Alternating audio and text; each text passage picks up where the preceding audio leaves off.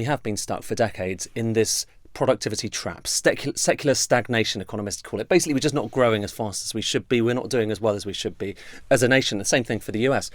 You could not find a better opportunity to break free of that and have some serious growth and all of the things, big productivity boosts, than what we are going through right now. It's a green industrial revolution, potentially, where people could be having a bonanza. And potentially exercise some of our fabled Brexit freedoms, our regulatory freedoms. Exactly. A lot of those things, we could do, because you wouldn't necessarily have some of those rules that are preventing you from protecting or supporting your own companies.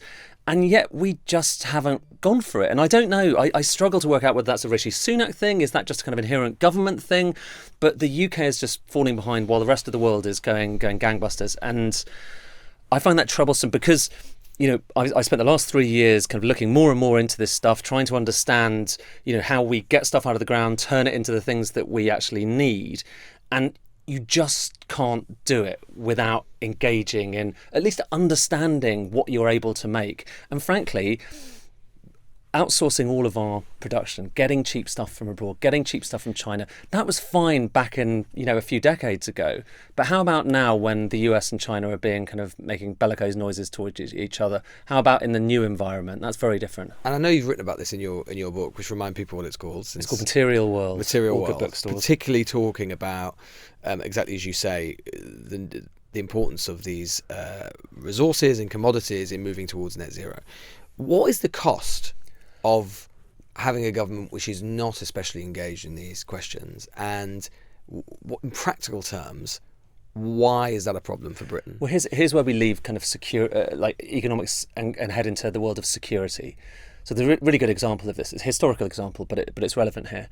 We used to be the world's biggest maker of glass, and think of glass pretty kind of humdrum substance. Actually, back in the day, that was the semiconductors of its era.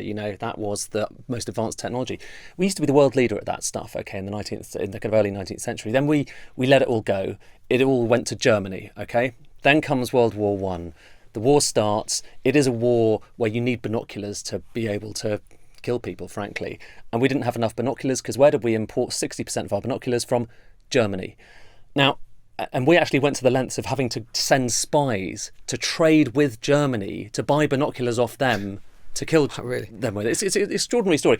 And why is that relevant? It's because right now, our dependence on China for things like, polysilicon, the stuff that goes into either semiconductors or into solar panels, for wind turbines, for copper, for almost any raw material you care to mention, is greater than our reliance was back in 1914 on Germany. The Newsagents. This is a Global Player original podcast.